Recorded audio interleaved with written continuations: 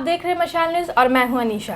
आज ही के दिन यानी 26 नवंबर 1949 को भारत की संविधान सभा ने संविधान को अपनाया था।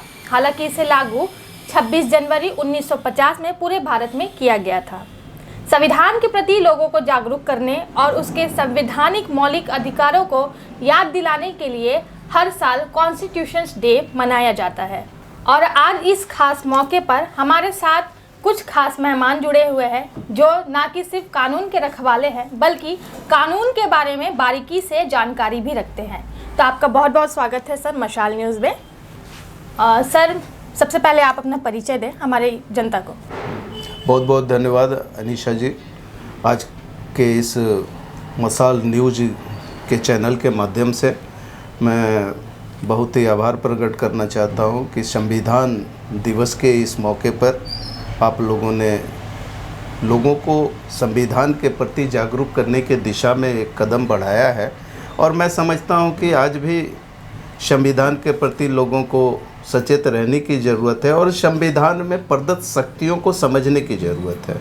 मैं अधिवक्ता नरेंद्र प्रसाद आदित्यपुर अधिवक्ता संघ का अध्यक्ष हूँ और पिछले 20 सालों से मैं अधिवक्ता के पेशे में हूँ। और मैं समझता हूँ कि भारतीय संविधान की अगर बात की जाए तो हमारा संविधान बाबा साहब को हम नमन करते हैं, चूँकि बाबा साहब ही हमारे संविधान के वास्तुकार थे। और बाबा साहब संविधान सभा और संविधान 26 जनवरी 1949 को ये पारित हुई थी और 26 जनवरी 1950 को संविधान अपने देश में लागू किया गया था। और संविधान वो संहिता है, वो संग्रह है कि जो हमें आम नागरिकों को, भारत के आम नागरिकों को एक धागों में पिरोता है और संविधान के प्रति एक अच्छी सोच और संविधान में निहित शक्तियों को जानने की आज ज़रूरत है। मैं इस मौके पर कहना तो बहुत कुछ चाहता हूँ, लेकिन मैं कुछ बातों की तरफ इशारा करना चाहता हूँ कि आज भी भारतीय जनता में, भारत के जनता में संविधान के प्रति जो मौलिक अधिकार हैं और संविधान के द्वारा जो प्रदत्त शक्तियाँ हैं उससे आम जनता आज भी अनभिज्ञ है और आज भी हमें जागरूक करने की ज़रूरत है। और इस दिशा में सभी लोगों को सोचना चाहिए, खासकर बुद्धिजीवियों को आगे आना चाहिए। सरकार को किस तरह लोगों को जागरूक करना चाहिए अगर जो नहीं है संविधान के प्रति जागरूक? संविधान के प्रति जो जागरूक नहीं है उनको सरकार के ऊपर सिर्फ हम जिम्मेवारी छोड़ दें कि लोगों को जागरूक करें, ये भी उचित नहीं है।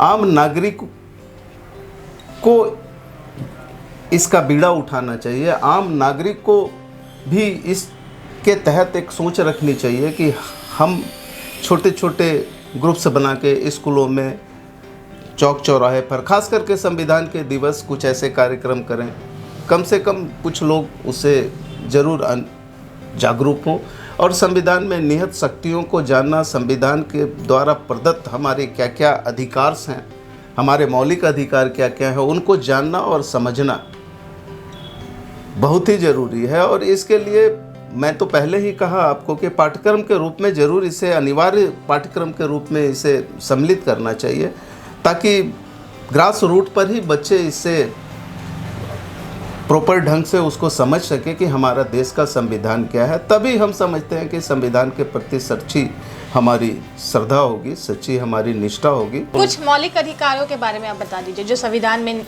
दिए गए हैं। मौलिक अधिकारों की जहाँ तक बात करें तो हमारा संविधान इतना बड़ा संविधान है कि उसमें किसी पक्ष को भी छोड़ा नहीं गया है। शोषण के विरुद्ध अधिकार बहुत इम्पोर्टेंट पार्ट है, समानता का अधिकार, धर्म की रक्षा का अधिकार, स्वतंत्रता और शिक्षा का अधिकार।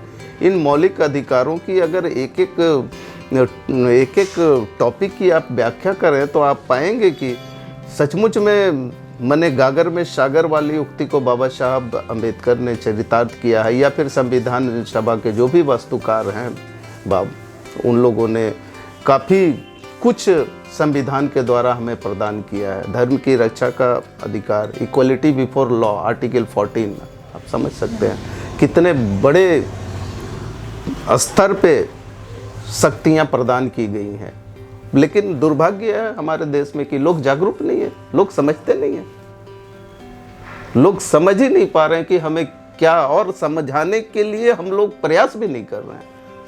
हम लोगों ने किसी ढंग का प्रयास ना ही देश के जो, मैं इस पे कुठाराघात करूंगा अनीशा जी, लोग जागरूकता की तरफ बढ़ ही नहीं रहे हैं। और आज भी देश में अगर निरक्षरता है तो कहीं ना कहीं इस जागरूकता का अभाव है।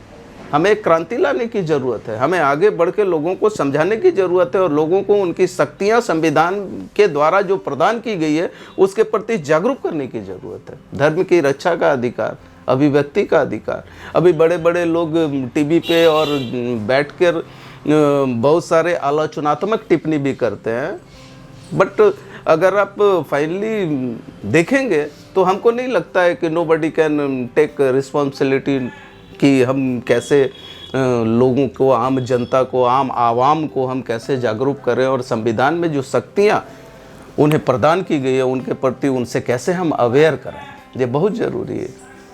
ठीक है, थैंक यू अनीशा जी। बहुत बहुत धन्यवाद सर। आपके अनुसार जो है, जो शिक्षाएं दी जाती हैं, आर्ट्स हो, कॉमर्स हो या साइंस हो, या स्कूल से लेकर कॉलेज तक में, अगर कोई लॉ के स्टूडेंट है तो उन्हीं को कानून का पाठ पढ़ाया जाता है, या फिर अगर कोई पॉलिटिकल साइंस लिया है तो उसी को ये इन सब के बारे में जानकारी होती है।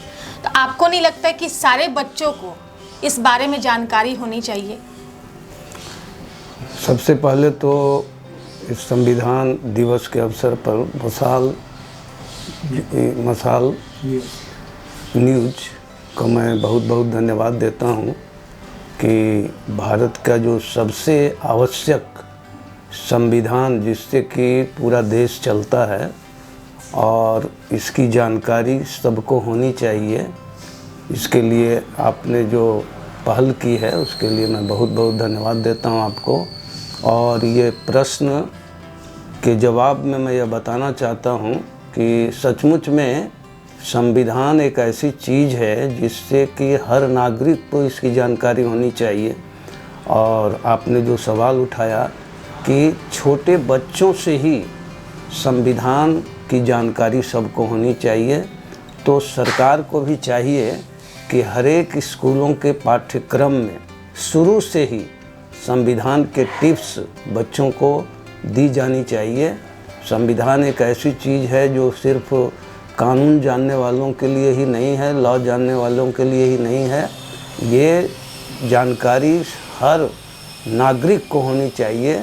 और ये तभी संभव हो सकेगा जब स्कूलों में आपने जो एक सुझाव दिया है कि छोटे छोटे बच्चों को भी शुरू से ही पाठ्यक्रम में इसके अगर जानकारियाँ दी जाएं तो बहुत अच्छा हो सकेगा और हमारे देश में सब लोगों को संविधान की जानकारी हो सकेगी। तो आशा करते हैं कि आपको इस वीडियो के ज़रिए ये समझ आएगा कि संविधान जो है हमारे लिए कितना ज़रूरी है और इसके प्रति जागरूक होना बहुत ज़रूरी है। तो इसी के साथ मैं अनीशा लेती हूँ इस वीडियो से विदा। फिर मिलेंगे अगले वीडियो में, तब तक देखते रहिए मशाल न्यूज़।